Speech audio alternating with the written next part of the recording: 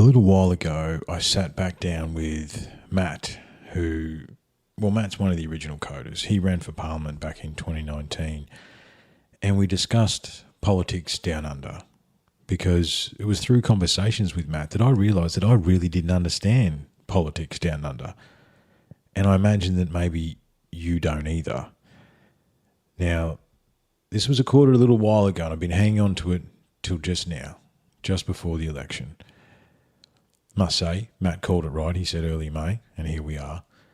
And look, I'm not going to promise that we actually came up with a solution in this episode. However, we had a discussion that I don't think... Look, it was probably the first in-depth discussion I've had like that. I learned a whole lot in this show, and I now understand politics here in Australia a lot better than I did before. It was very cool to have Matt in the sanctum, considering he's been here since practically the beginning, and always awesome to sit down with him. With all UTC 3 episodes, and actually a new sponsor on board for this one, guys, this is brought to you by Filth, workwear, sportswear, hunting wear, hiking wear, riding horses, whatever you want, really. Look up Filth on Facebook and you mention the show if you want to place an order, and you will get a 10% discount. Just unlocking the code, or even just UTC. You put UTC in the notes when you order a shirt from Filth, you'll get 10% off. Also brought to you by getzen.com.au and the Bearded Hippo in Ipswich. It was the Bearded Hippo's 40th the other day. That was good fun. Thanks for that, mate. Happy birthday. Go down and see him if you're in Ipswich and you need your beard trimmed. That's it, guys. We're just going to run joiners for this one. No songs. I think it's just because of the topic that it is. And look, enjoy this one. This is a thinker. You're going to probably have to listen to it twice before you go to the election. Because trying to wrap your head around this and how and if we can make a difference is a very interesting thing. Look into it and make your own decisions. I've liked Gerard Rennick. However, I learned a bit more about senators, as you're about to learn. So, however, we've got to form a wedge somehow, because to me it's two wings of the same bird. I think that's the issue. However, I guess we'll see. Thanks very much, guys. I appreciate you all. Take care. We'll talk soon. Cheers.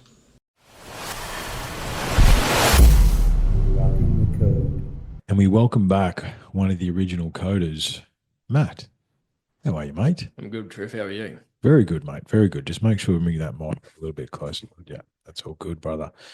So, a little bit of housekeeping before we get underway. Number one, new sponsor on board tonight, Filth.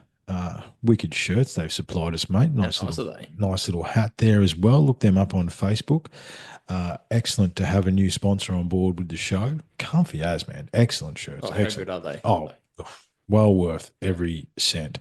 And look, we're going to have an interesting conversation tonight, aren't we, mate? So we need to just a little bit of a disclaimer.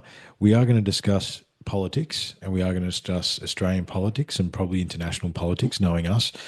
And whatever views that we share tonight, our views alone, they're not expressed by awesome sponsors like Filth or any of the other sponsors of the show. So if you just want to reiterate that as well, mate, and then we'll get underway. Yeah, absolutely.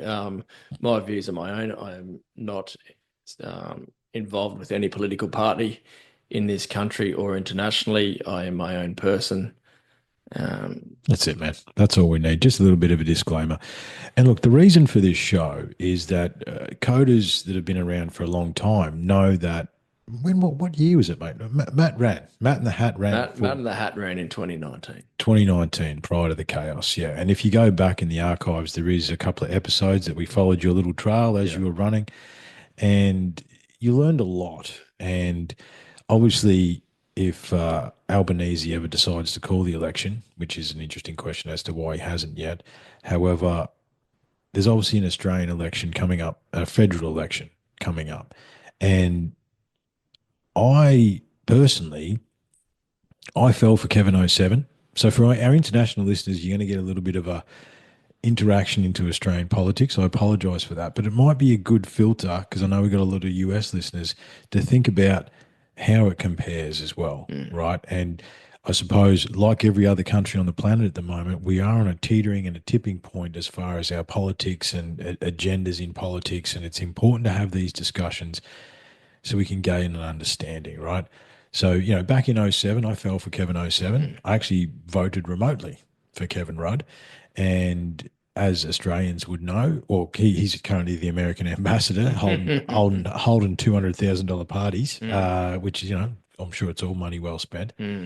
Um, However, it turned out to be a whole heap of bullshit, right? And he basically sent us on a political spiral, I believe, since 2007 that we're still dealing with today, without a shadow of a doubt. He made the prime ministership a sham, right? How many prime ministers did we have inside 4 years? It was like 4 or 5 or something like that, I think it was.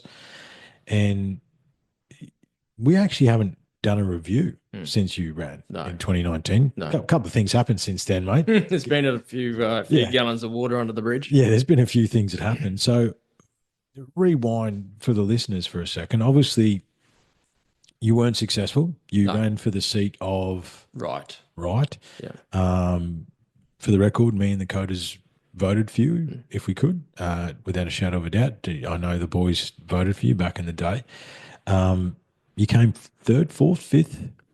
There was 8 candidates run at that time, and I was sixth. Sixth, okay. Yeah. But that's not the impression you got, was it, when you were on the trail, or was it? When I was going around campaigning and talking to the people, that there was a lot of positivity. They were excited that somebody younger was interested in politics. But one thing at that time, I think that we severely underestimated was what I like to refer to as the Bill Shorten effect. Right. Okay. And if anyone remembers that little twerp, yes. Again, my own views. We're just trading little twerps at the moment, mate. You know what I mean? There's another little twerp around the country. But anyway, keep going. We'll call it the Australian Twerp Party, I think. Yeah. Yeah, I think we severely underestimated the Bill Shorten factor and how scared people were that he was going to run the country. Yeah. So even though in my electorate there was a strong dislike for our sitting member, there was a lot of votes ended up going back to him. Just to ensure the Labor Party didn't get in. That's exactly right. And I think that's one of the key differences that we have to understand in Australia. We don't get to vote for our leader. We get to vote for our local member of parliament. So we'll just clarify for international listeners as well. So it's 2 major party system as well. So Labor and Liberal. We would generally say Liberal is right, Labor is left. We would generally say that. Okay? Generally. It's a bit of a confusing line at the moment. They're both towing the New World Order agenda, both of them. And then we have a number of independent parties. But as you just said there, it's not like we vote for. So Anthony Albanese is the current leader of the Labor Party. He's the current Prime Minister. He got in because Labor supposedly got in a majority of votes. We'll talk about that in a little while, and whether that is true or not. So yeah, keep going. So we vote for our local member and the representative of those parties and any other independents. Keep going, bro. Yeah, so whoever's elected as the leader of that particular party during that period, if they are successful, becomes the Prime Minister. Yeah. So nobody actually gets to choose in Australia as a voting constituent who becomes the Prime Minister. Yeah. So the media would love to portray it. It's that simple. At the moment, they're doing the Dutton v Albanese thing. Yes. And, that's a pretty strong portrayal of the naivety of the Australian voting public is they think that they're voting for one of those two when there's so much more at stake in the politics behind those front headlines. So you were running with Katter, the Katter Party. Katter's Australian Party. Does that still exist? It still exists. It does still exist. Yeah. He does it because I don't hear or see much out of the Katter Party anymore. No, Northern Queensland is their stronghold. Okay. So from basically Rockhampton north is their strong home ground. And they still hold power up there? So they still have 3 sitting members in state parliament, and Right. they have Bob Catter in federal parliament. And at the moment, is it a majority parliament at the moment? It's not, is it split? At the moment, it's a very weak majority party with Labor sitting. Yeah. So what will be Well, Labor, but they've bought the Greens. Is that's correct? Ish. they do deals with the Greens to ensure that they get those extra preferential votes, which do really count in those swing electorates. So while we're talking about preferential votes in swing electorates, Mhm. something that became very clear to me in the last election when it was Scott Morrison versus Anthony Albanese, neither of those guys got the majority vote, or neither of those parties. Remember, we need to back up. It's not the people. Neither of those parties got the majority vote, did they? No. So Labor only won because they paid the smaller independent parties for their preferential votes. Yeah, they got the Teals. Right. So those Can you explain that a little bit for the people? so the Teals have now been identified as the independents, who are generally more left leaning. Therefore, they're more likely to side with the Labor side of politics. Right. And so the Labor Party pays them for their votes. Is that correct? Or they do They don't pay them; they do deals. So yes, because bribery is not real anymore, but someone hasn't just you come home and there's an Audi in your driveway, man. Yeah. I don't know how it happened, but it's just amazing. I've never been that lucky yet. Yeah, But neither I've have I. heard those stories. Yeah, it's not cash in a brown paper bag, but No. if you were say to put a bill forward or Mm. a motion forward in Parliament, Yeah. and that was that independent party that gave you those preferential votes, Yeah. they then would be that Beholden. beholden, and that would be a preferential. Yeah, that's right. So it's bribery, but it's white collar instead of blue collar. That's exactly right. Mm. Yeah. So all those sort of backroom deals happen. There's lots of staffers running up and down the corridors in between rooms saying, "Look, if you back this bill, we'll back that one." Mm. And don't forget, it's very important for these smaller parties and the independents to get a bill across. It's quite hard to do. So Mm. when they do get one across, you sort of have to ask the question, well, what deal did you make in Mhm. order to get that across the line? Because they just don't have the backing internally to get the amount of votes needed, unless it's some sort of really, really good bill that's going to benefit everyone, which I haven't seen in a very long time. No, and no one. Yeah, the major parties aren't going to pay any attention to it, really, are they at No. all? Because it doesn't matter. No. I mean, we talk about bills. What would be the equivalent in America, like legislation, basically, or they're Yeah. moving legislation paperwork, right? I remember every now and again, I haven't done it in a long time because I realized that there's more.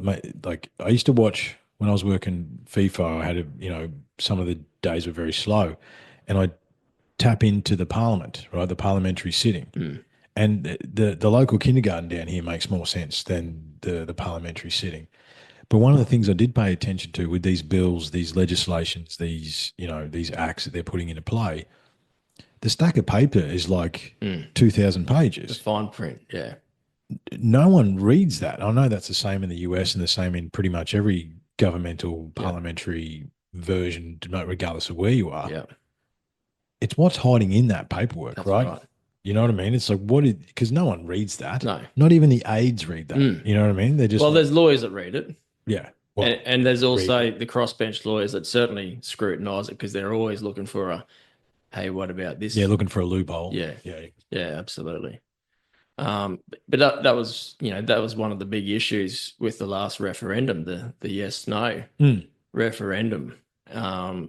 That at the surface, it looked like you're saying either yes or no to supporting Indigenous rights in this country. That's right. Yeah. But underneath it all, in the fine print, Control. it became down to control. Mm. Mm.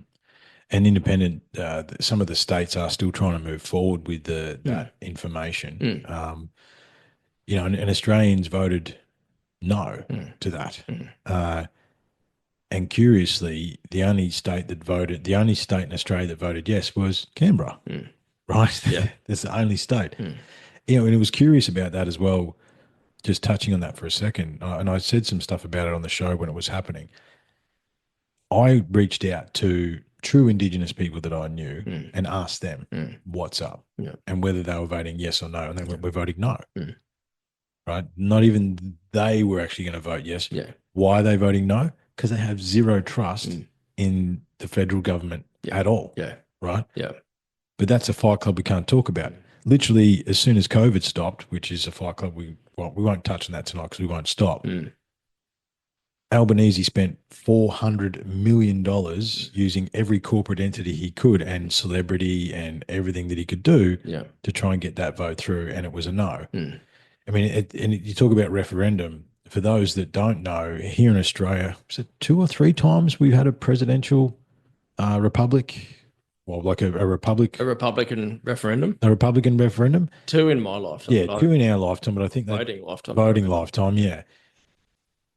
And they did the same thing there, didn't they? Mm. It's how they worded the question. Yeah. Everyone went no. Mm. They did that on purpose, obviously, to maintain their control. Because they're always hiding in the fine print. Yeah. Yeah. The devil's in the detail. Mm. I think the way that I've interpreted Australian politics for a long time is that even in your, as you say, local, state, that sort of stuff, you're voting for your local representative. But on a larger picture, you're not voting for the person you like, you're voting for the person you hate the least. Mm. Even between Dutton and Albanese, I don't want either of them Mm. to run the country Yeah. at all, Mm. right? Because it's come out in the last little while that Yeah. Dutton's got a multi-million-dollar property portfolio. Yeah. Now, he's an ex-policeman who became a government bureaucrat. Mm.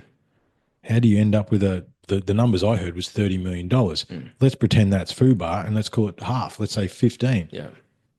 How do you end up with, you know what I mean? Like, Yeah. it's the same here down under. Yeah. These guys, you follow them on the stock market as well, don't you? Yeah. There's obviously white collar negotiations, let's call them, Absolutely. right? There's lots of information always being passed. Yeah. Yeah.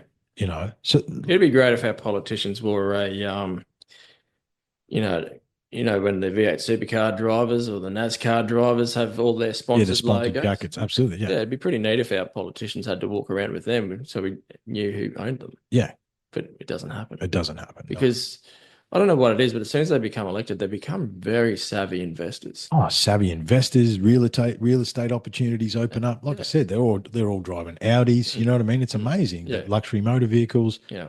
and they're making $100,000 a year, Mm. right? That's right. Like, but let's pause for a second to rewind. Now, let me just quickly say that that is not every MP, No, that's not every MP. No, but watch out for the ones that are doing that. yeah, it's not every MP. But I remember, I think it was Jackie Lambie.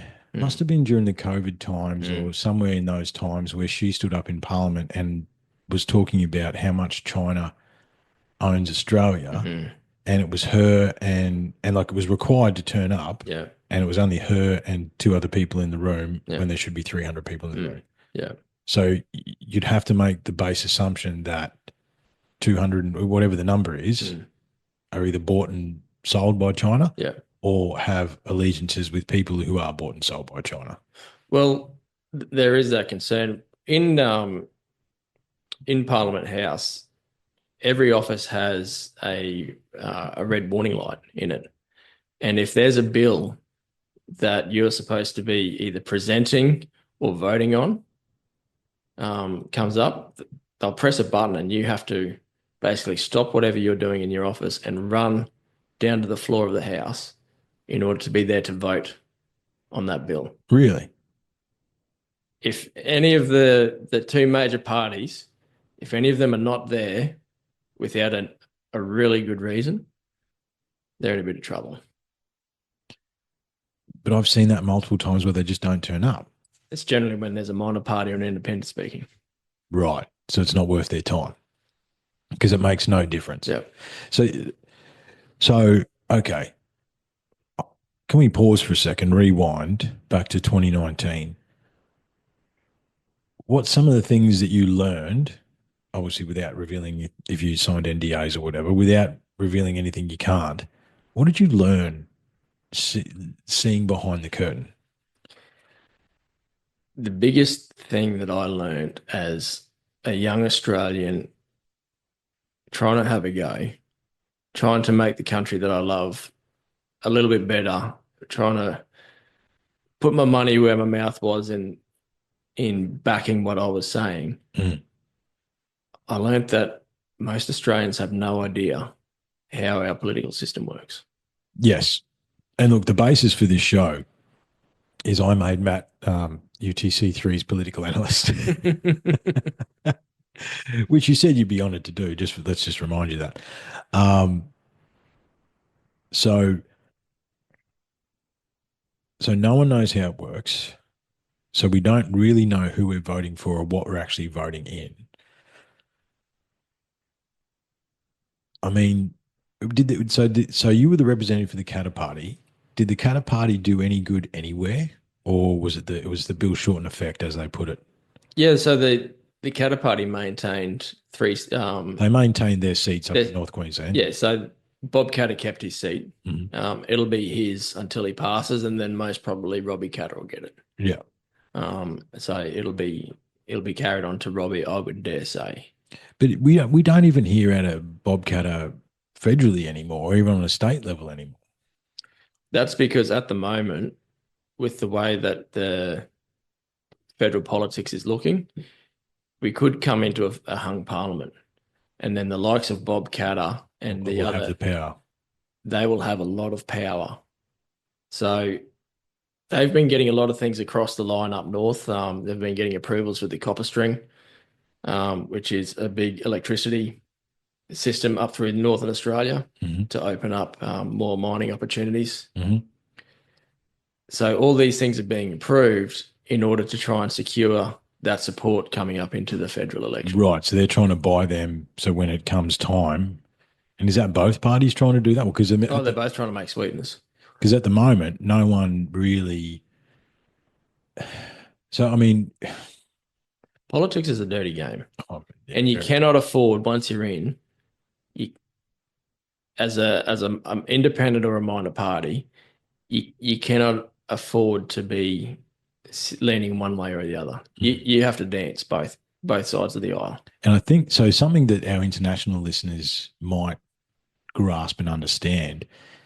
Everyone, well, there's a band called Midnight Oil, right? And everyone knows a lot of the Midnight Oil songs. They're an international success. Yeah. Peter Garrett, who was our great white hope, Mm. made it into politics. We made it into federal. He made it into the federal politics, and he was in and out in what, 2 years or something? Yeah, I think he only lasted one One term. one term. But they hung him out to dry with the bats, didn't they? With the insulation. Oh, stuff. absolutely. Yeah. So I mean, He was set up from the start. So they used Peter Garrett as a puppet. Uh-huh. They paraded him out the front. They gave him a ministerial role Yeah. to try and get those votes because everyone's saying, well, if Peter Garrett's with these guys, then Surely he's with. Well, look, he's I with the remember, right guys. You know? I remember going, excellent. Peter Garrett's in. Mm. We're going to get some sort of semblance of sense. He stood for the Indigenous. He stood for the Australian. Yeah. You know what I mean? Everyone has gotten drunk and sung Midnight Oil songs. That's you know what I mean? Yeah. Like he was one of the great white hopes, and they hung him out to dry. They castrated him when he got in there. He had nothing. He whatever aspirations he had when he got in as an MP, they were eviscerated pretty quickly, which is a crying shame. Yeah, that's another strange song, not a Midnight Oil one, but yeah, it's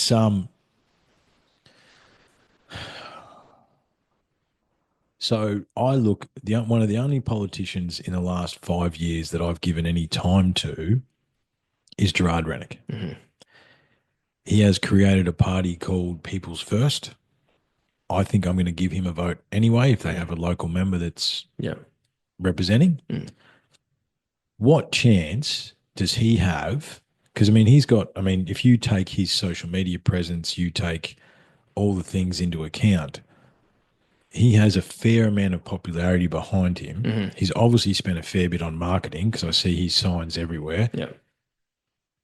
What chance does he have of actually making any difference, in your opinion? Obviously, again, these are our opinions, No offense to Gerard Rennick, I admire some of his work. I don't think he'll have that big of a impact on the Australian political scene because one name at the helm, and he's a senator, don't forget, so yes. he's got no chance of becoming prime minister. So okay. So let's explain that for a second. Because I mean, the other guy that I would say is Senator Alex Antic, Mm-hmm. right, out of South Australia. Yeah. Right. Those are the two guys. I mean, Babbitt and Malcolm Roberts are riding the coattails of those two. Mm. And they seem to be the only ones putting the government to the flame to do with anything to do with the COVID stuff that no one wants to talk about. Yeah. Right. Yeah. Those guys. So explain the senators versus the. So if we see people first, we think Gerard Rennick, right? But he can never be prime minister. No, same as One Nation with Pauline Hanson. It demonstrates to me straight away when someone says Pauline Hanson should be our prime minister. That no one has any understanding. They have no idea of how a political system works. So can you break it down for us? Let's break it down. So in Australia, at the federal level, we have what's called a bicameral system, which means there's the upper house and lower house. The upper house is the Senate. The lower house is the House of Representatives. Okay. In Queensland as a state, we have a unicameral where we only have the House of Representatives. We do not have a Senate in Queensland. Okay. There's other states that do have a bicameral system, but in Queensland, it's the House of Representatives and that's it. Mm. So at a federal level, with the likes of Pauline Hanson as a senator, yes, she is the leader of the party, but as a senator, she does not have the numbers in the House to be able to become a prime minister, and B, she's not an MP in the House of Representatives. So Malcolm Roberts couldn't either because he's a senator as well. He's a senator. But he's another representative of One Nation. There's never been a senator become a prime minister in Australia unless they've been willing to leave their seat as a senator to run in the House of Representatives, which is a pretty big risk. And the senators, so do we. So the Senate represents the state. Uh-huh. So I've got the numbers here. Yep. In Queensland, there's sorry, I don't have the numbers for how many senators each state has. But actually, yes, I do. It's all right, mate. So basically what we're saying is there's 30 senators in Queensland, 47 in New South Wales. Is that? No, it's not that high. Let's do a quick Google search. How many senators? So the senators. So what's the function of the upper house to try and keep the federal government in check? Is that correct? So it's the final safeguard. The upper house is the final safeguard. Right. So the lower house presents the bill, and then they vote yay and nay. And if it's voted yay, it goes up to the upper house for the final.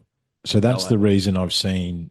While you're having a look at that, that's the reason that I've seen, Gerard Rennick, Alex Antic at these sessions where they've got everybody in front of them and they're going, hey, where's the proof that the jab was effective? Or, you know what I mean? Where's the proof that this was actually happening? Yeah. And they have to, no one ever answers the question. They always say, we'll take it on notice. However, that's Gerard Rennick, Alex Antic, all those people trying to provide a safeguard and trying to hold the federal government accountable. Is that correct? So Canberra. Yeah. Yeah. It's like a safeguard. It's a final safety net that the representatives directly to the people of Queensland or New South Wales, each of the states and territories, have that final say as to whether this is a good bill to pass into legislation for the Australian people. So do we vote for their senators? Yep.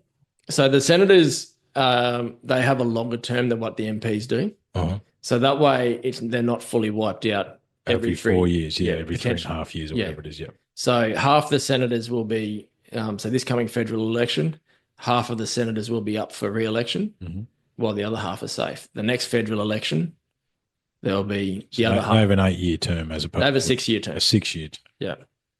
So there's 12 senators in each state, Mm-hmm. um, and 2 each from the ACT and the Northern Territory. Okay. So there's 76 senators all up in Australia. Right. And so That's that second long piece of paper that you'll get is the senators. is the senators. Right. Yeah. Okay. Because in the federal, you get your short piece and you get your long piece, Yeah. and you've got a number and 1 to 10 or whatever Yeah. it is, right? Yeah. With that 1 to 10, so we're in the ballot box. They say mark them 1 through 5 or whatever it is, However many are running. however many is running, Yeah. right? Is that 1 vote a piece, or what does that actually mean? The reason I ask is that the general feeling amongst the Australian population, as far as I saw it last federal election, Yeah. was everybody put Labor and Liberal last because we were tired, Yeah. but they're still running the country, Mm. right? Mm. So what does that numbering system actually mean? Like you said, there was 8 in your electorate, you came 6th. Yeah. So what does that actually mean? So that comes down to the preferential system. So each vote on that 1 to however many on your ballot slip, Mm-hmm. all the number ones are your first round preferences. Right. So they all get tallied up. Mm-hmm. All the number ones. Everyone got number 1. They get put in one box. Yeah. Yep. And that's the best you can hope for. So they're your preferences. Mm-hmm. From there, if the lowest candidate gets wiped out, so whoever's got the least out of those preferences, Yep. So then gets eliminated. Uh-huh. Now then their preferences come into play. Right. And their tally, what was voted for them next gets added in. So until the next person's wiped out, then their numbers, what the votes went for them with their preferences. It's hard to wrap your head around. That's confusing. Can we do that again? So Yep. let me, just so I understand, 1 through 6. Okay. Mm-hmm. So let's say, unlocking the code is number 6. Yeah. Right. Yeah. We get 2,000. We end up with 1,000 number 1 votes. Yeah. Right. But the next party above us gets 2,000. Yeah. So that means our 1,000 votes get lumped into the next one, or does that? So then our number 2s come into play. Right. So we get 1,000 number 1s, Yep. 500 2s, 300 3s, Yep. 400 4s, whatever it is, right? Yeah. I'm confused. No wonder no one knows what's going on. That's exactly right. And that's the way they like it. There is a reason why we are not taught this in high school, how the electoral system works, is because those in power don't want us to know how it really works. Because what other reason would there be for not teaching kids how the electoral system works? We should know that. Like, why? Every Australian citizen who votes should know how the electoral system works, and they don't. I would say 95% of the Australian population does not know how the electoral system works. So do your best for us to try and dumb it down. Mm-hmm. Can we try and dumb it down? Can you do your best to try and dumb it down? I need to try. Me speaking does that. So look, we're all sophomaniacs here, mate. We have the delusion that we're intelligent. No, not me. I'm not delusional. I know how dumb I am. I'm just a redneck. So how do we understand it? Right. Let's take the Senate. Let's leave the Senate to one side for a second, because the Senate has nothing to do with Albanese being in power, does it? No. Right. So let's leave that alone. Okay. So we got Dutton versus Albanese. Okay. Supposedly, which is not true, obviously, at all, which is the first problem.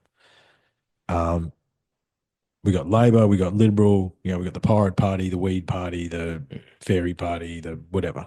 Most of those guys are run in the Senate. Right. You get small offshoots of them running in particular electorates, but then they don't have big enough numbers to cover every electorate in Australia. Right. They don't have enough representatives. Okay. No. All right. So we're going to do Labor, Liberal. Let's go Labor, Liberal, One Nation, People's First. Greens. You got to throw those in. And Clive Palmer, the trumpet for Patriots. What the hell? I mean, who?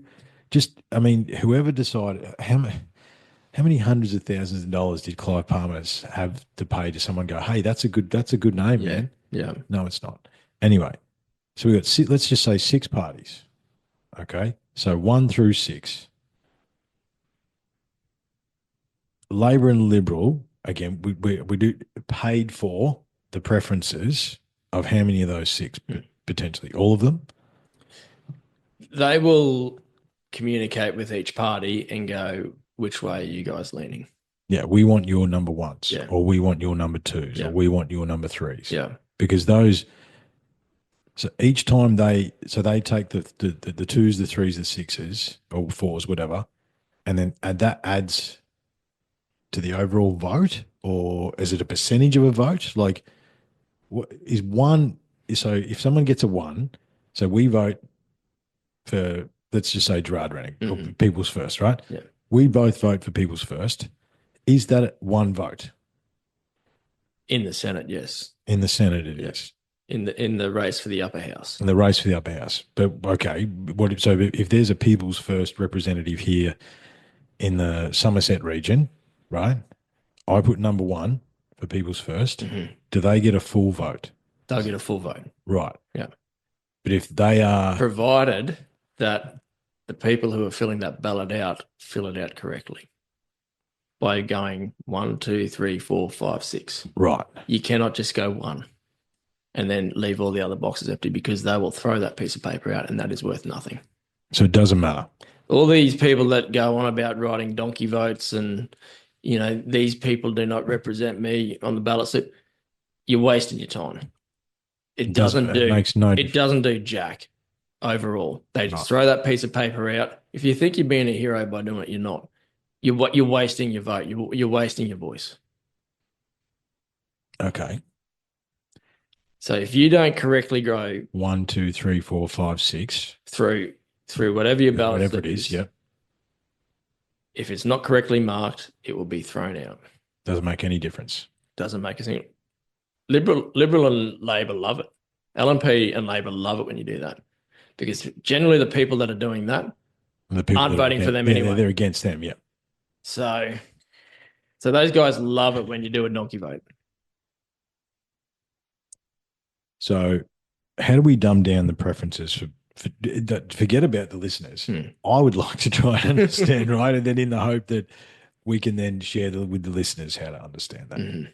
How do we do that? How do we make sense for them? Because obviously, who knows? But in the coming weeks, we're going to have to vote. Yeah, right? Probably early May. How do we make a difference? Is there any way that we can make a difference to lean on the new world order that is currently invading both the major parties here in Australia? In short, no. Great. Excellent. That's the end of the show, guys. We're done. It's scary. In short, no. Because as a people, and I'll tell you why. Okay. We're too divided. We treat politics like it's our favorite football teams. We're like, oh yeah, anything that these guys say we love, anything that those guys say we hate.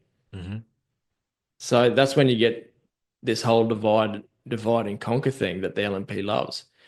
I'll give you, for example, when I ran for the seat of right in 2019,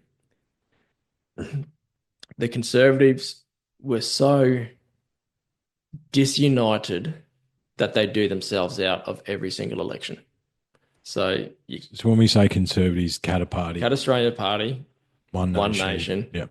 Clive Palmer's, and whichever other minor party, whatever, yeah, that identifies as conservative on the day, puts a candidate in. There was another guy running for another minor conservative party that doesn't even exist anymore in the electorate. So all up, I had 4 people of conservative persuasion on the ballot, right, including you, including myself. There's 3 others. Okay. 2 of them were ghost candidates. So explain ghost candidates. So a ghost candidate is, and One Nation and Clive Palmer are extremely guilty of this. Mm-hmm. They will put in a name just to fill a ballot slot because they're both big enough names that chances are they'll get more than 4% of the first round preference vote Right. in each electorate, and they will get paid $3.29 for every vote they get. So someone is being paid for votes. Yeah, the parties are getting paid for votes. Right. Mm. So the party overall is being paid for every vote that they get. Over 4%. If their candidate gets over 4% of the primary of that first round preferential. So let's say we just get Stevie the dog, right? Mm-hmm. And we just say, Stevie Lee Pitt is the candidate for One Nation for the Somerset region. Mm-hmm. They don't turn up. They don't do anything. They're just a name on the thing. Mm-hmm. Because One Nation is a big enough name, Mm-hmm. that'll add to their 4% Yep. overall vote, Yeah. which they then get paid for. Yeah. And that allows them to keep their seat in the House as well. Does that affect that? That doesn't affect that. That's just a money grab. That's just for that one electorate. So Clive Palmer and Clive Palmer particularly got, I think he filled every one of the 151 electoral seats in Australia at that last federal election. In 2019 he did anyway. He had 151 people that were supposedly representing the Clive Palmer party or whatever it was. Yeah. Whatever. Yeah. What was the Palmer United or Palmer United? That's yeah. So, but half of those people weren't actually. They either weren't willing or capable of being MPs if they were elected. Right. This is the reason that no one pays any attention to it, which is the reason that it's an absolute change. Mockery. This is where the biggest frustration is for anyone that actually wants to make a difference in this country. You are fighting against such a rigged system that you are behind the eight ball before you even start. And I knew I was. Mm. The chances of me being elected were very, very slim. It wasn't about me being elected. It was about me standing up for what I believe and putting my money where my mouth was. Just standing up for your local. Yeah, you were just trying to make a difference. Yeah. Anyone can talk shit about their local MP, but are you willing to do something about it? Yeah, that's right. I was. I didn't like him, so I went against him. Just to see what would happen. So, okay, so let's rewind 2019. You knew that you probably weren't going to be elected. Mm-hmm. What was the best case scenario for you then? Did the Katter Party explain that to you? Like, was there a discussion that's like, listen, this is what the best thing that we can hope for, or what? Because you've just told us that we may as well write that Stevie for Prime Minister, right? So what's the point? That's two questions there. What was going to be a win for you? Obviously, pie in the sky, we wanted you to win. Obviously, we sat in this room when it was the refinery. Oh, welcome to the sanctum, by the way. Welcome to the sanctum. How do you like the helm? Right, it's outstanding. James named the helm. I told you I'd remember James. I still owe you a sticker when I print them. Okay, he named that. This is the helm. We're at the helm in the sanctum. Mm-hmm. When it was the refinery, we had you in here. You were in your big hat. Yeah. What was the best outcome for you if you had a fair indication that you weren't going to win? What was the best outcome? There was never really a best outcome perspective. The chances of me winning were extremely low. Right. And I was aware of that from the start. I tried to stay positive and yeah, of course. But I think I did my best. But the other thing is too is that I can remember because we've been mates for a long time now. It's crazy if you think about it. I can remember at the time you were getting a lot of positive feedback too, though. Yeah. Right. So it's like everyone was keen to have a young fella. You were still in your 30s, but everyone was keen for a young fella to have a go and all that sort of stuff. Yeah. But when it became time to the ballot box, I again refer back to the Bill Shorten factor. The Bill Shorten. How underestimated it was.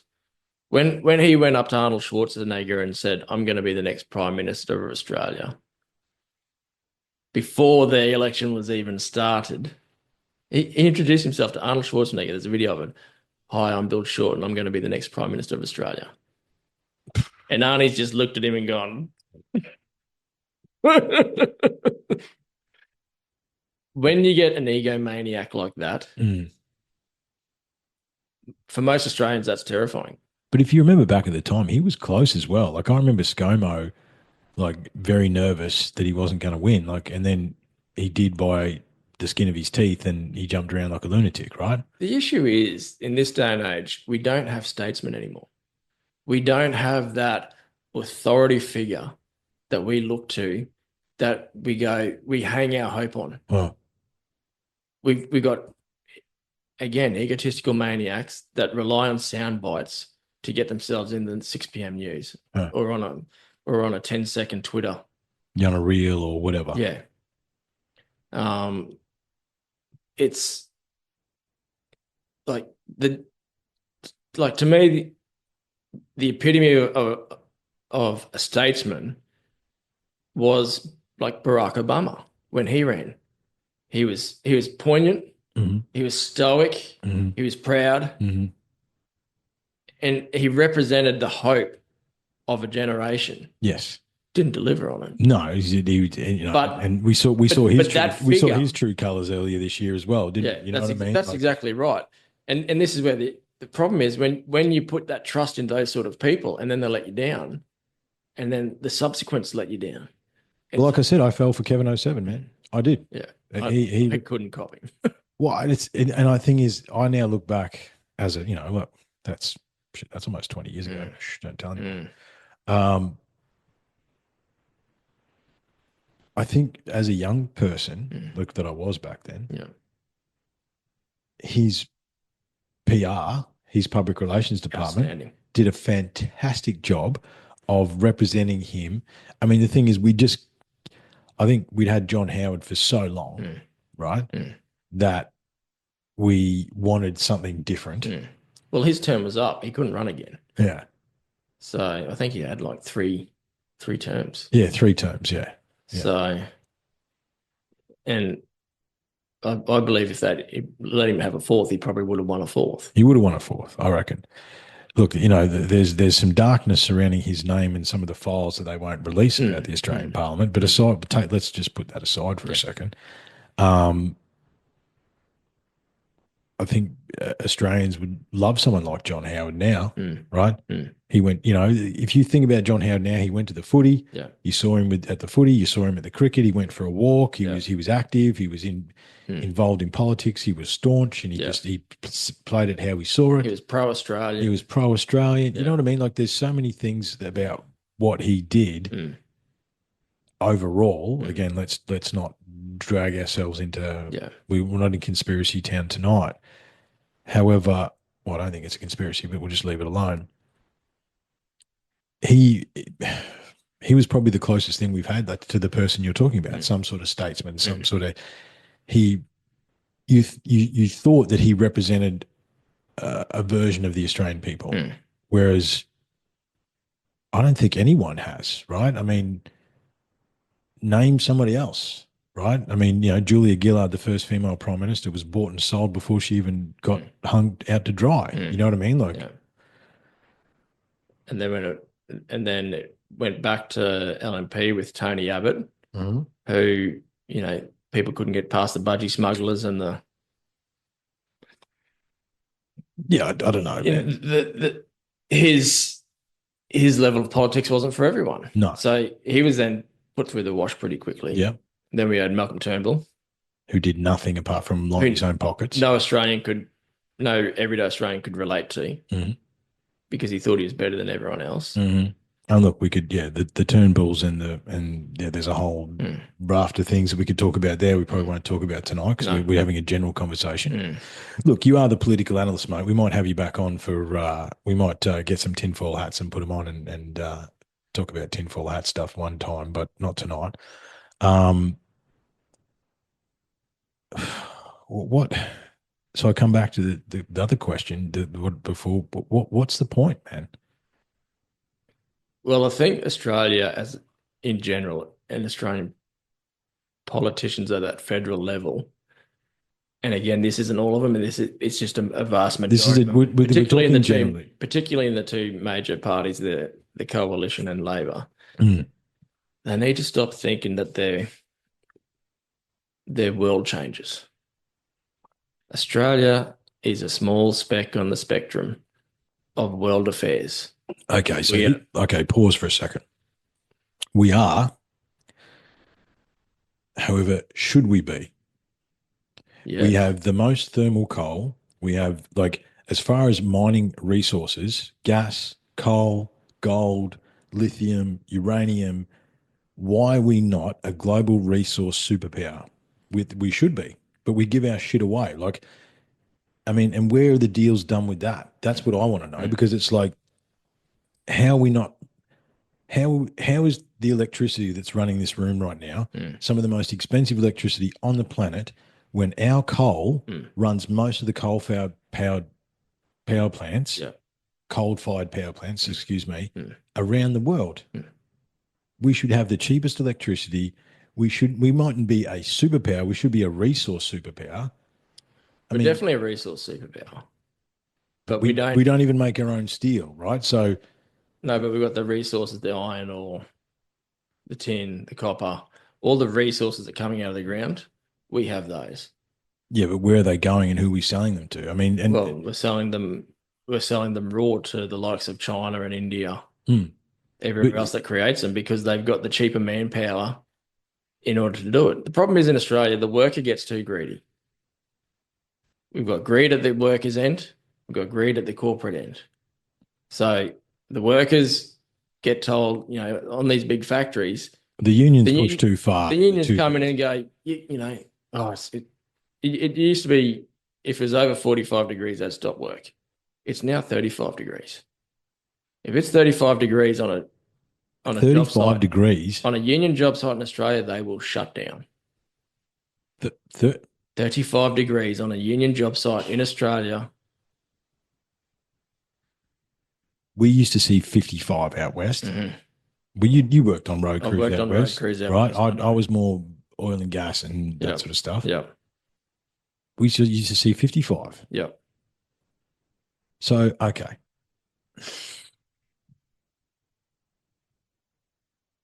So what you're telling me is that my thought process, that how multiple times a day I think about going to the middle of nowhere and creating my own little utopia in a valley somewhere and just forgetting about it all, is that the only path?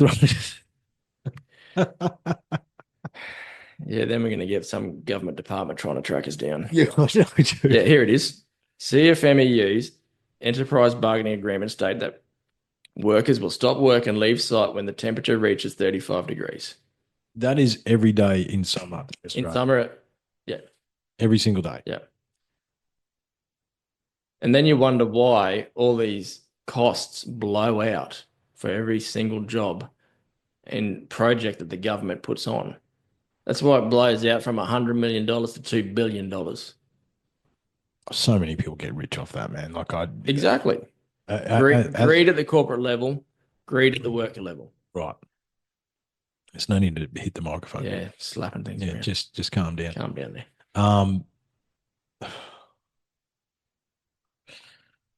I can tell you right now, when I was working on the road crews, if I even looked at complaining on those hot days and saying, no, I'm going to stop work because it's too hot, I wasn't getting a trip out again. No, you don't. No. I was getting a Greyhound bus home and going, don't bother. Look, we pulled up stumps at 55, Yeah.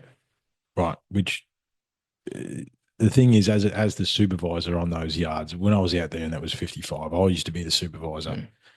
I'd put a heat stress and fatigue management protocol in place, and I'd structure the day so we'd start at 6, and it was 6 we'd start, and I'd like, listen, boys, we need to get after it for the next 4 hours. Because everyone here knows that as soon as it used to be the 10 o'clock sun, right? The 10 o'clock sun hits you square in the back of the head, and you know what kind of day it's going to be.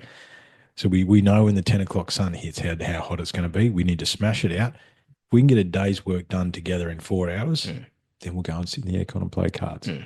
As long as you don't say nothing, I won't say nothing. Yeah. You know what I mean? But that was a deal on site. with the crews that I was working with. Mm. And some of those crews, I couldn't make that deal Yeah. because there were snitches in the race. You know what I mean? Yeah. So, right. So we look at, zoom out for a second. And again, let's just talk generally. Yeah. I generally agree with what Trump and Doge and Elon are doing by cutting government waste, right? Yeah. The immediate thought, I think we had this discussion, is how prevalent is that in Australia? It'd be almost Huge wastage. There, the same thing needs to happen here. Huge wastage. But you've just said to us that it doesn't matter anyway. So what do we, you know what I mean? Like, just because it needs to happen doesn't mean it will happen. so how do we make change, man?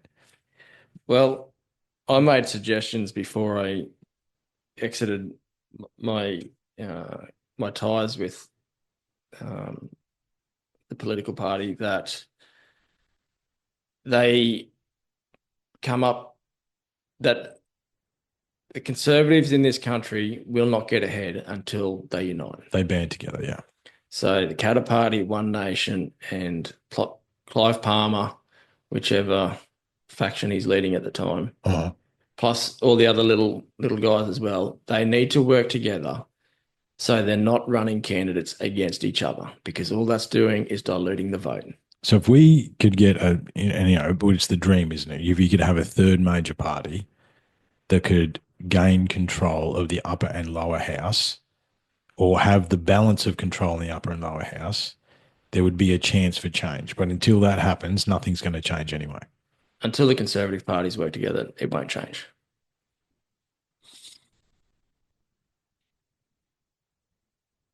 That's what it's going to take to change the political scene in this country. The status quo that it currently is. So for those that are looking to make change in the ballot box here in a month's time or whatever it is, putting the two major parties last doesn't really make a difference because they've probably, again, paid for the preferences anyway. Look, I wouldn't say paid. I'd say done deals. Done deals, whatever. Deals. Whichever way you want to put it. We'll say done deals. Right. They will have done deals, especially if there's a party that's already got a sitting MP. You are making me want to chain smoke cigarettes, by the way. You understand that? I'm trying not to smoke on the podcast anymore. I'm just sitting here going, I'm just getting to light one with the other.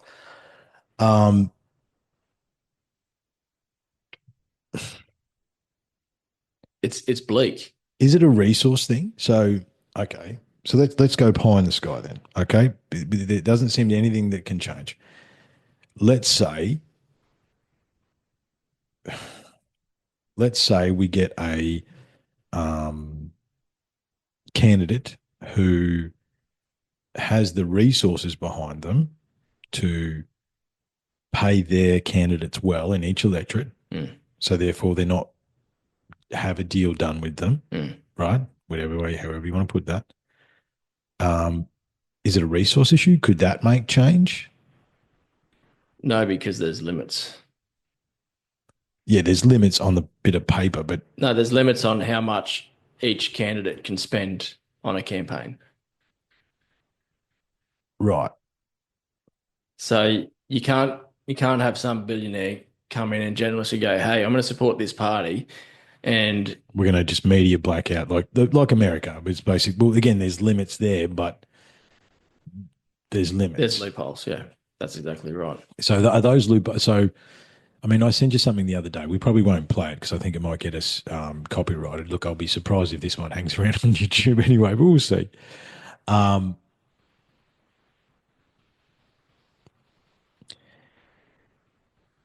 The two major parties have worked together behind the scenes to ensure that even if the Conservatives did band together, the chances of them actually winning is slim to none. Yes? The chances of them becoming a ruling party are very slim unless the ideology behind what a traditional conservative is changes. Right. Now, this is where some of the issues come. I wrote a few notes here, so just bear with me. Yeah, let's get you. Look, man, So I was hoping for some sort of hope tonight, Mister Tomlinson, and you're really not giving me much. you brought on the wrong guy. Sorry, mate. So we have the left wing versus the right wing versus liberal versus conservative versus blue and red. So we have the left wing, which are traditionally, they chase freedom, equality, rights, progress, internationalism. Right. Then you got the right wing, which are generally tradition, authority, duty, and nationalism. Mm-hmm. Then you've got your liberals, which are which is generally a more American term.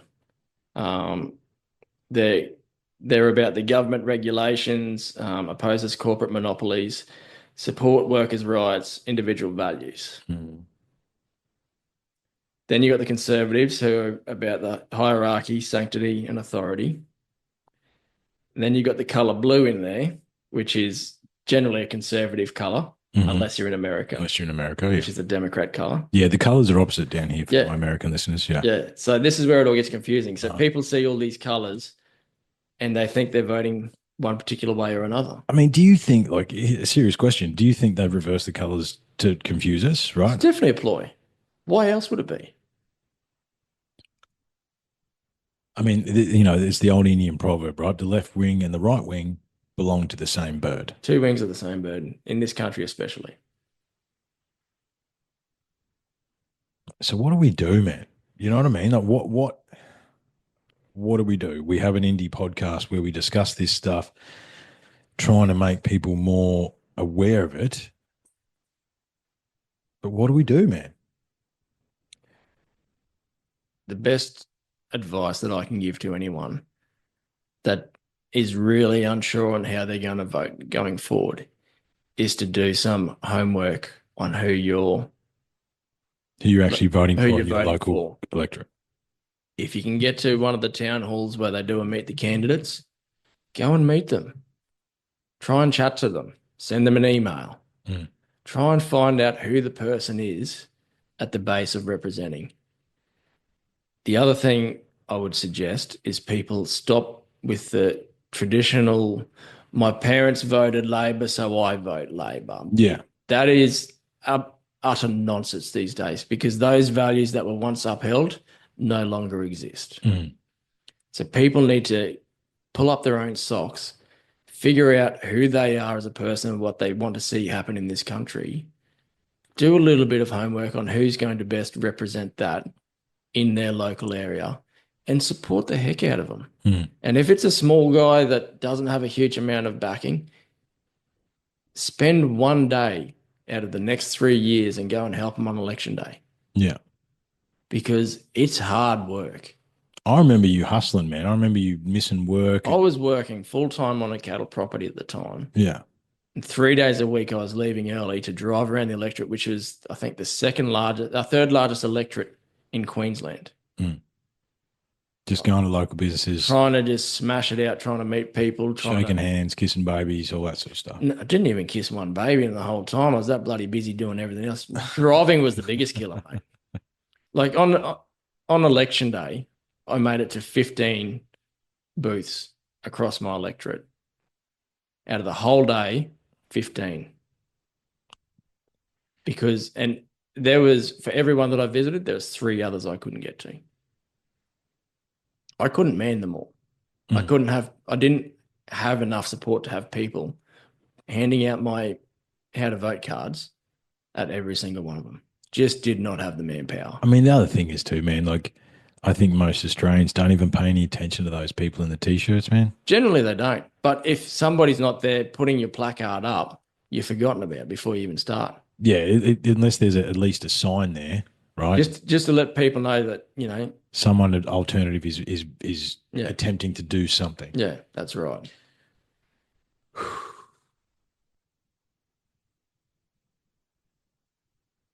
So is there, again, I think there's a lot of Australians that were hoping that the end of wokeism might make its way down under. However, considering that both parties are entertaining Mm. wokeism, Mm. DI is still a very much Mm. a thing here in Still Australia, prominent. right? Oh, you'll love this. So just this is a little of a side. I'm not going to share this because I know you'll love it, and I know Mm. that my listeners will love it too. One of the fellow coders, I won't mention his name because in case it makes it back, but he has to have his pronouns in his email. Mhm. So he grew a nice big long beard, and his pronoun is he, him, wizard. Nice. And I was like, well played, brother. Yeah, Well played. absolutely. Right. Absolutely. And just it's like that is a silent fight back. You know what I mean? It's like, yeah, I'm a wizard, man. That's who I am. And no one can tell him You otherwise. can't tell him otherwise. Yeah, he identifies as a wizard. And I Yeah. just think that's excellent. Yeah. Shout out, brother. You know who you are. Mm. Um, and see, that's ridiculous as well. Mm. Why can't I wouldn't say his name just in case it made it back to Yeah, the yeah. corporate entity that he's Oh, currently working for. Because if it did, mm. they would use this podcast Yeah. As evidence to, as evidence to yeah. do something. Yeah. You know what I mean? And how ridiculous is that as Mm. well? Mm. Freedom's not really free. Well, it's not, man. You know what I mean? I mean, And the corporate media conglomerate is terrified of. It's why every second headline you see is something about Elon Musk and Trump yeah, and negative, Doge. negative stuff. It's Yeah. all negative Yeah. stuff because they are terrified of the shakeups that will happen as a result. Mm. Like all this talk about the stock markets collapsing. Yeah. Hasn't happened. Well, yes, all their shares have gone down, but they were overinflated in the first place. Everything is overinflated. This is the problem, right? I mean, You can't keep printing money no. to back up a system that is already obese. You can't keep feeding an obese person chocolate. No. One day it will explode. Yeah. And I believe that explosion was about to happen if these reforms weren't made. And look, it's going to get tough for a while. Yeah. That's the reality of these reforms because it was a system just puffed up. Bloated system. Absolutely. Mm. So this needed to happen. And in the long run, we'll be better off for it. But unfortunately, when we things happen, we as in the global we, but how I was sort of hoping tonight to have some sort of way forward that we could try and push something similar to that in Australia. But it seems to be all you're telling me is that well, our system doesn't allow it. That's the issue. right, and We don't get to be like America where we vote for a president, Trump or Harris. We don't get that option. which is also the reason that the two times that they've decided to do a presidential referendum in this country, that they worded the question so we would say no, because then we would actually vote for a person who wanted to do something about it. That's right. And we can't vote for that person because they've spent the last 70 years building this system that works well for them. Yeah. They don't want to upset it. Anyone in power doesn't want to lose that power. So sorry for the doom and gloom, but it's just the reality of the situation. Well, look, the thing is, I'd rather sit and have a realistic discussion about this. And then at least the people that take the time to listen to this have a again, our opinions, our expressions. Absolutely. That sort of purely stuff. my own. Feel free to do your own research. Absolutely. Well, the thing is, again, we're software maniacs. Don't listen to us. We don't know what we're talking about. Right. That goes without saying. However, it does seem a bit doom and gloom, man. I mean, here's something as well. And we talked about this during COVID, right? Govern me harder, daddy. Right? There is a percentage of the population of Australia that loved it. Yeah. Govern me harder. The convict spirit lives, right? They loved looking down on those that didn't obey. But that's the convict spirit, man. You know what I mean? Like, I mean, even if, let's, again, pigs are flying, cows are jumping over the moon, right? The ideal candidate comes up and for some miracle has the dream run, is, going to make Australia great again, right? Because I mean, what is it to be Australian anymore? I don't even know that exists anymore, right? Yeah. We grew up in a time where being Australian was actually Well, we had pride around it. we had pride around it, and now we don't, right? But do you know what I find curious? Everybody celebrated Australia Day today. This year. There was very little. The last few years, there's been massive kickback about Australia Day, Yeah. and both Dutton and Albanese said, "Oh, I'm going to celebrate Australia Day." I'm pretty sure last year they were like invasion day. You know what I mean? Well, it's election year, of course. Of course. Don't forget the power of an election. There's valuable votes to be had. That's exactly right. In the whatever's left. I can guarantee you we wouldn't have had an Australia Day if the yes vote got through. No, definitely not. No, that'd be one of the first things that goes. It'd be gone. And I think at the end of the day, that's what people saw. Was through all the BS was that the things that we love in this country were gone. And that's the thing about Australians. Once their backs are up against the wall, they will fight back. But I would argue our backs have been against the wall for at least 5 years. But people are too comfortable. They're too comfortable. They haven't had these things taken away from them. I guarantee you their mindset will change if we get a huge recession, if their housing market goes bust. Well, the only reason that we're not in a recession is because they changed the definition of what recession means. We're totally in a recession right now, but they just won't admit it. I know. But it's not affecting anybody. Like, yes, there's homeless people that are, that still have jobs, but they're living in caravans in parks. Yes. In tents. Yeah. Tent cities. Yeah. Right. That is happening. There's a lot of people severely affected. I forgot what the episode that I released last night was the roadside I did with Loomis. And when I was taking him to the imprint from here, there's that tent city going up to Beerburrum where the toilet block is. Yeah. And I in the podcast, I said, "Hey man, just so you're aware, this is not campers. This is now a tent city. It's a new suburb. And these aren't people that are homeless. These people probably have jobs, but they can't afford the rent because if you rent $600 a week and you only get $800 a week, especially if you're single and you have kids, you are shagged. If you don't own your own home and you're single and have kids, trying to maintain a household that's $600, $700, $800 a week in rent is impossible. And then to find something cheaper because you can't afford it, that's impossible. So these people have no other option but to hit the streets. I don't know why there's not more rallies in the streets. I don't understand either. If it was the French, they would have burnt Parliament House to the ground. As we're sitting here and having this conversation, there is riots in Eastern Europe in the millions for exactly the same thing that's going on here. Yeah. Exactly the same thing. Yeah. But because we can still buy a beer and smokes and most people can still live quite comfortably, they think it's somebody else's problem. Well, we both have we were victims of the the oppression and the othering during COVID because we chose not to comply. But we're bad peasants, man. You know what I mean? We're bad peasants. Yeah. It's what's it gonna take? What? This is my question. How bad does it have to get before it changes? Because look, obviously I'm very lucky and very blessed. We bought our property at a good price and, we're hanging on to it. However, my reality is that I haven't had a full-time job for 3 months. I've signed with multiple companies to get some work, and between those 3 companies, I haven't been able to get work. Like I would literally did some laboring today at 42, right, to get some cash. Yeah. So it's like, how is it that, like, I didn't think for a second, right?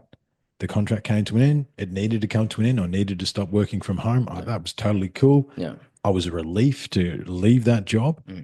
However, I didn't think that 3 months down the track, I'd be breaking down air cons for copper. Yeah. Right? I didn't even think that was even a possibility.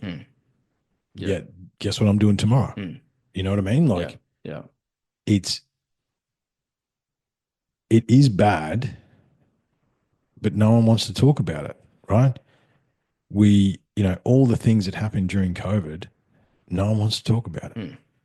right? Is that a convict mentality? Is that a govern me harder, daddy, or is that just a cognitive dissonance I don't want to talk about? I don't want to, if I don't, la, la, la, la, la, hear Yeah. no evil, see no evil, speak no evil. While it's not affecting me, I don't need to be worried about it. That's the mentality. Even though we were locked down on and off for 4 years, Mm. 3 years, whatever the hell it was. But they let us out. That's all that Yeah, they matters. only let us out when the protests grew to a point where they couldn't ignore them. That is the only reason. That's exactly right. They only let us out when 500,000 people rocked up to Canberra. So the problem is they needed to make those rallies at every major city at the same time, simultaneous. But they didn't have enough figureheads to be able to organise it. Hmm. Every few years we'll see, they'll try and organise a big truck blockade down the highways where they'll try and get the truckies. I will never forgive Pauline Hanson Mm. for stopping the trucks here. Yeah. Like that is like why she did that. Yeah. Like because they were on their way, Mm. right? Yeah. We saw them. Mm. We saw them. We could see them. Yeah. There was hundreds and hundreds of trucks Mm. on its way to park themselves in Brisbane. Yeah. And Pauline got her big red head out and stopped them. Mm. But again, as we just discussed here, for our Australian listeners, Pauline Hanson will never be Prime Minister. Mm. Gerard Rennick will never be Prime Minister. Yeah. That none of these figureheads None of these senators will become a prime minister. will ever be Prime Minister. So it doesn't even matter anyway. Yeah. So all of the advertising, all of the push, all of that is for nothing. It's not for nothing. We still need those people to stop all the bullshit. But they didn't. You know what I mean? Like I understand you're telling me that they're the stopgap in the upper house, right? Cool. I can see that We've got maybe 10 to 15 conservative MPs in this country versus the lefties and the greenies and the Liberals. The Liberals and the Labors. So again, it's all two wings of the same bird. Well, when it comes to the LNP and Labor, yeah, the coalition and Labor. And the Greens are the bird shit, basically. Well, the Greens are just, they're the little feather that tucks in underneath the left wing.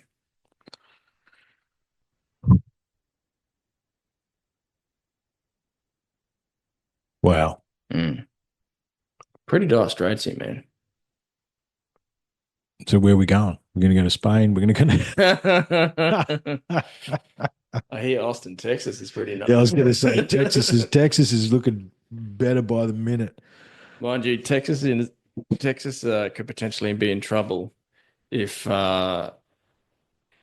anything happens to Trump the next time around. If they get a superstar Democrat to run in the US election, Texas is in big trouble with the amount of former Democrats that have moved there. Yeah, but you don't think Trump's stacking the deck for the next 3 terms with Tulsi Gabbard and RFK and absolutely, he's stacking the deck, man. But I tell you what, if I was those people, I wouldn't be all on the same flight ever. No, yes, you catch separate planes for sure. Absolutely. I'd be worried about being in the same damn building. Yeah. I mean, this is the other thing too. On a minor scale, we discussed Peter Garrett tonight, right? Mm. It doesn't matter if the charismatic person that represents whatever's good left in Australia finally gets in there because that well-oiled system, and again, like it's not similar to America. Australia is not run by the two parties. Australia is run by the bureaucrats that have been in the same job for the last 30 years. You know what I mean? Like those aides that you talked about, those lawyers that you talked about, all that stuff, they don't change, man. Yeah. The figurehead changes and the people that the leadership of the parties change. But the second benches and the third benches and all that sort of stuff, Yeah. they've been doing that job since Jesus was a Yeah. boy. Yeah. And they're the ones that actually run the country, Mm. right? Yeah. Like I know, government employees that have been in for 10, 12 years. It's like, oh, you don't even really worry about it, Mm. right? Especially if you're in the Department of Education or Yeah. any of these major departments. Mm. It's like, oh, yeah, you might get a new bit of paperwork every now and again, Yeah. but Yeah. nothing changes, Mm. right? Yeah. So what is it? Revolution or bust, man? Like, Well, it's looking that way. While while the media has that influence that it does. mm, And look, and if you're not getting it from Channel 9, Daily News, Sky News, people are getting it from TikTok. mm. They're getting it from Facebook Reels, Instagram Reels. Yeah, these Those political 5-10 seconds those sound political bites. parties have infiltrated or have attempted to infiltrate social media. I find it fascinating that every now and again through the algorithm, I will get those reels. They don't seem to have a lot of likes. Mm. They're there, Mm. and this is the thing. Like, but Gerard Rennick stuff Mm. gets 5, 6, 7, 8,000 likes. Everyone seems. Well, there's a percentage of the population. I wouldn't say everyone. There's a percentage of the population that loves what he's trying to do. Yeah. But again, it makes no difference because he'll never be the leader of the country, so he doesn't have any real power anyway. He has the power of the Senate to try and to ask them the questions. Yeah. But it seems to me that these people can go, oh, we don't know. We'll just put that on notice. Oh, we didn't make it. People weren't forced to get the vaccine. What? Yeah. Yeah. They No. make up all these lies after the fact. It's 1984, man. I know. It's the Department of Misinformation. If you remember if you remember, and this was prior to COVID as well. Do you remember this? Me, you, and Angus, we all read 1984 concurrently, and we were going to do a podcast about it. And we all got to the end. I think we were on a group call and said, listen, man, I can't do a show about this because he doesn't win in the end. It was all bullshit. Yeah. Yeah. There was a TV behind the wall and he doesn't win. Spoiler alert if anyone hasn't read 1984, right? You don't have to read it. Just go outside. Just go and learn the basics of 1984 by George Orwell. Yeah. It's almost like and if you cannot draw a comparison to the world around you now and 1984, you're not looking you need your head read. Yeah. It's unbelievable. The thing is, right, is that, so again, in general, the end of wokeism and the things that Doge are doing, I agree with in general, right? Again, we're talking generally as we can tonight. The unfortunate thing is I can definitely see a version of that where Trump turns into an autocrat and just doesn't leave till he dies. I listened to something that was quite fascinating. But we can't be concerned by things that haven't happened. That's right. This is the problem. You start going down, becoming scared of everything that hasn't happened yet. You won't walk out your door. Well, and it gets that. Well, there's conversations that we've had that we've had over the last 5 years where it's got to the point where it's like, well, what's the point of anything? Yeah. You know what I mean? Like, we were both in the rabbit hole, right? Me and you were both in the rabbit hole. And I think almost concurrently after we read 1984, and it was like the end of 22 or something, where we both backed out because we're like, there's nothing we can do.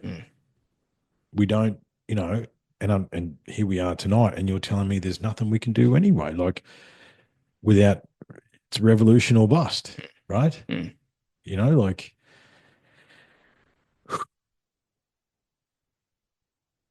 the one thing I am surprised with the current reaction to what's going on in America is I thought that Australia was more America-centric than it turns out that we are. It seems to be that our politicians Don't listen to the media. Are more aligned with Europe. No, I'm listening to what Albanese and Dutton and these leaders are saying. Right? These parties that they're saying, they're very much... You think that's more soundbite stuff as well? It's soundbites. Well, I mean, again... It's an election year. They will sway whichever way the tide's going. We're sponsored by Phil tonight. So, but if it'd be good to see, how much is Pfizer paid? How much, you know what I mean? Like, how much, where's this? I agree. Like, sponsor jackets.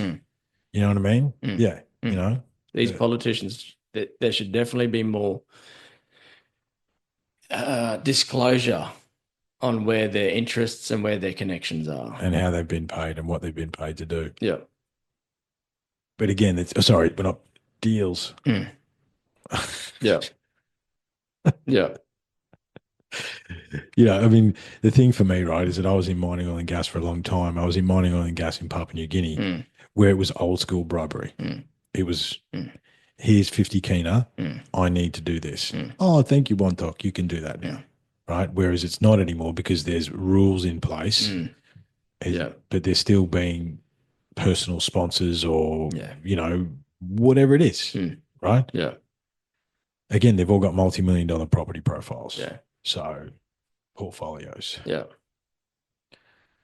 Brother, what do we do? How do we end this? Because it feels like we're on the verge of ranting about things that are conspiratorial, and I don't look. I'd love to have you back on. You're always welcome, and maybe we'll put a disclaimer on and put some tinfoil hats on another night.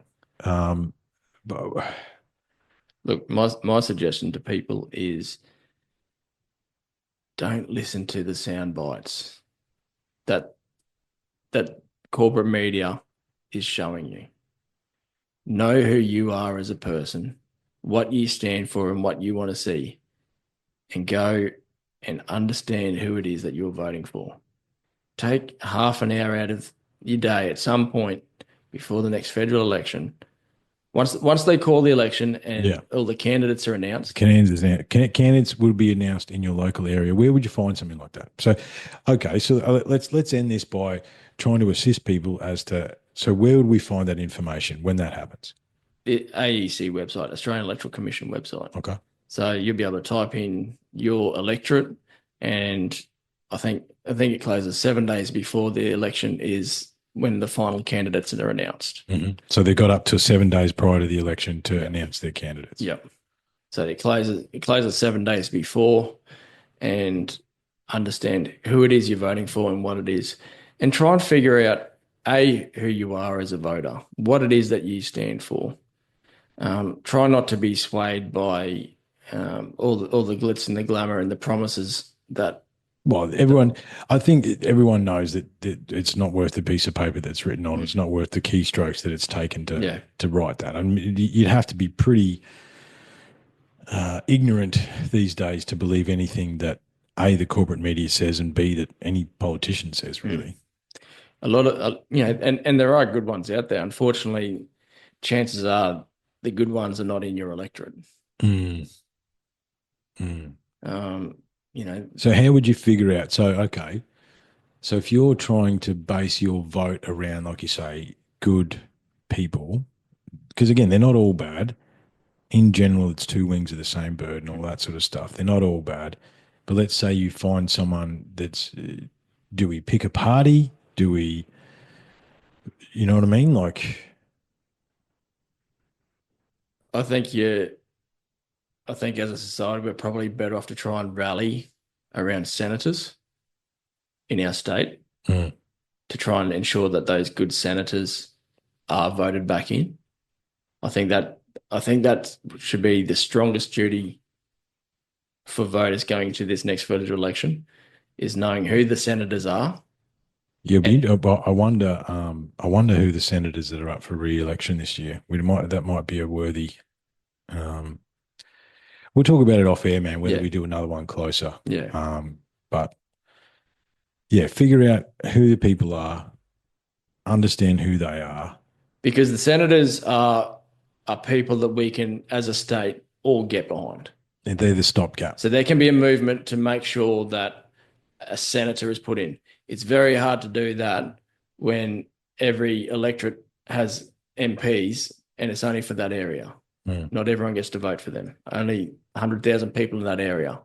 And if you're, because the Senate has their seat as well, don't they? So they have their electorate where the Senate is a state. Okay, so it's a Queensland. It's Queensland wide. So you can actually get a movement to support a particular senator. Okay. It's very hard to do that with any particular candidate, because each House of Representatives candidate who are running for MPs, they each electorate's around about 100,000 people. Mm. That's how they govern the bodies. They'll change sort of every 7 to 10 years the boundaries of that electorate. So the rough number is 100,000 people. Roughly 100,000 people. It could be a little bit smaller if that electorate is growing to try and allow for that expansion. Yeah. I mean, the hard part is if you're a conservative in an inner city area or if you're a Green in a rural area, You got no chance really because your say on your local ballot isn't going to be loudly heard. That's just the reality of the situation of the demographics. But if you're passionate about a movement, try and tell your mates about a particular senator. Try and get them to vote for one particular senator in your state and get them in, because the more senators that are in there that are aligned with your way of thinking, the more stopgaps there are for when the bullshit laws are trying to be passed. All right. So don't just go, oh, the weed party. Yeah, I'm going to stick one in there for there as a laugh. Like, seriously, try and understand who the senators are. Yeah, right. Going to put you on the spot. What's your prediction for the coming election? And we'll see if you're right. Oh, it won't be right. It's like racehorses, mate. I don't bet on them unless I can see him on the day. Look, ideally, I want to see Dutton win because I've seen what Albanese's done, and I'm not impressed. No. So, but Dutton scares the crap out of me a little bit as well. But again, we don't know what he. With nothing, yeah, we don't. We get those sound bites. We get those media pictures. The corporate media articles for and against, blah blah. He's not a good looking man, so it's easy to make someone out to be demonized. I mean, he's an ex-copper to start with, so a lot of people don't like that. Yeah. He's a politician, so people don't like that. And he's not a great looking man, so there's that. So he's got 3 strikes against him before he even starts. But try and have a look at find things that he says that aligns with you. You're not going to find a single politician in this country that aligns with totally, yeah, exactly. That completely aligns with everything that you're thinking, unless you're running for yourself. Yeah. May we start the UTC Conservative Party next time. Yeah, no, I'm out. I'm not grey enough for trying to run politics again. No, look, I couldn't. But okay, so we're trying to wrap it up, but this is the problem too, right? I think what do they say, that politics is Hollywood for the ugly people, right? Because obviously we love our ancient advanced civilization. That's what we love doing here. And but in a tribal situation, if someone stood up and said, you know what, I'm the boss. That's it. It's going to be me. All of you, I'm the boss now. You know what happened to him, right? He'd go for a walk and he'd accidentally fall off a cliff. You know what I mean? Yeah. Like we'd go on hunting with him and I don't know what happened. That elephant got him. Yeah, elephant got him. Yeah. He hasn't been an elephant here for. Yeah, we haven't had. Yeah, the indigenous lion that's been extinct for 30,000 years come out of nowhere and just got him. He had 3 arrows in his back. I don't know. Yeah. Did you see anything? I didn't see anything. He killed himself. Yeah, exactly. He went mad and killed himself. He went mad. Fell off the cliff near the beach. I don't know what happened.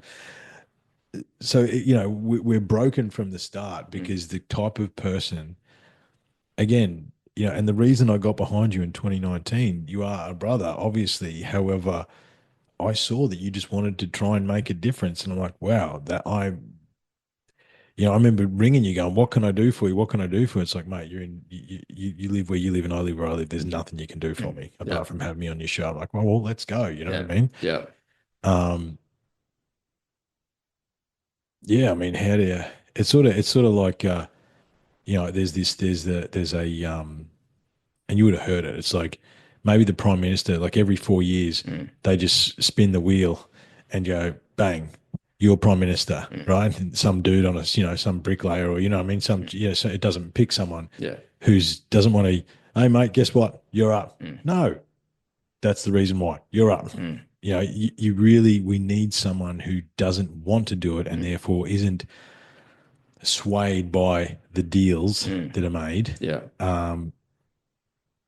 That'll make real change, right? Which is why that's why I was wondering whether it's a resource issue. Like if you go in there and you don't need any of the deals that they're offering you, could you make real change? Yeah. However, unless you weasel your way into one of the two wings, which doesn't matter anyway. Yeah.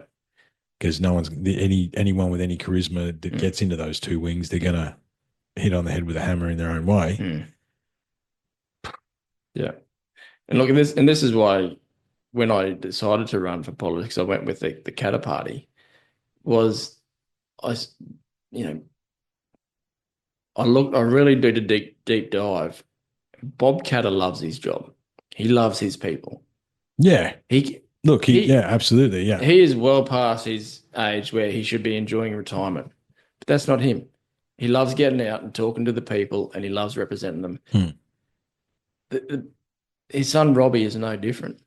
He loves the people. He's got a beautiful wife and beautiful kids at home. And he represents the people. And he's out there representing the people. No one's forcing him to do it. And I don't imagine those boys actually need to do it. You know what I mean? They got enough resources behind them to not need to do it, I imagine. Look, they live comfortably, but they're not multi-squillionaires by any means. Which I think should be a marker. You know what I mean? Absolutely. If you've been in politics for so long and you don't have a $30 million property portfolio, then you're probably one of the good guys. Yeah. Like Robbie Katter bought a plane out of his own pocket in order to be able to travel around his electric because it's so big. Yeah. Because it's massive. Nick Demetto, he's one of the hardest working MPs in the state. Shane Knuth, another one. He's been in there for a long time. Are these boys all North Queensland? All North Queensland. You know, and we don't have characters like that in the Southeast. They seem to just want to be in it for themselves. Look, my local MP in is it John Krause? Good guy. You know, he seems to do a pretty good job. Tries. Don't get me wrong. He tries. He tries his best. And you know, it's a thankless job being a politician. Look, the local guys here, to their credit, I can't remember their names at this stage, but they're local guys here. We organised a local business meeting for those that that wanted to stand up against what was going on during COVID. Yeah. And to their credit, they turned up. Right? Yeah. They didn't have to, and they probably were advised against turning up if they had told someone. Yeah. But they both turned up and listened to the people. So you got to give them that. I mean, it's a job that's always been around. I just wish it was a job that wasn't so corrupted by A, corporate media, B, deals from corporate entities, and C, people who don't seem to be serving the people. No, there's plenty of those in there. You know? But we need to celebrate and highlight the good ones and hang on to those guys. Well, mate, listen, you didn't give me much. Look, I wasn't going to come in to lie. No, listen, man, I think this has been a bit of a somber show. We've tried to throw a few jokes in here and there to bring it up, but the reality is also the reality. It's better to have an understanding of what is going on than not, right?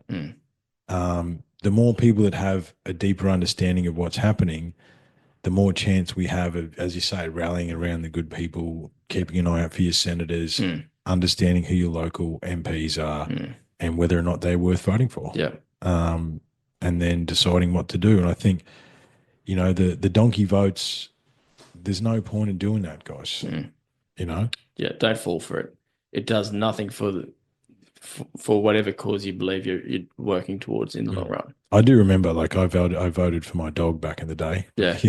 Look, everyone's done one of those. Like I've in the past, I've done the whole walk in, grab the slip and just put it in the box and walk out again. Yeah. Just to avoid a fine. But from one thing I learned from running is that it's pointless doing that. So you may as well it's better to try and do something than doing nothing.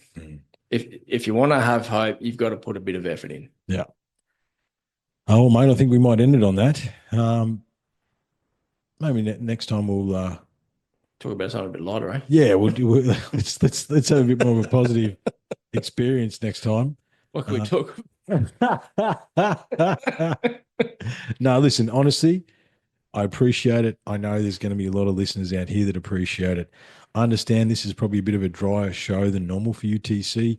However, unlocking the code 3 is about exploring all these things and being open and honest as we can be. And again, these are all our opinions only. Do your own research, have your own understanding. But I think a lot of us, especially the Australian listeners, have learned more about politics tonight than they probably have in forever. So for that, I thank you, mate. I really appreciate your time. And look, if I've given an incorrect statistic or fact tonight, It is what it is, man. it is what it is. I apologize. I've given the best information that I can to my understanding at this point in time. Absolutely. Thanks, brother. Yeah, let's I don't know. We'll do something a bit cooler next time. Shit, man.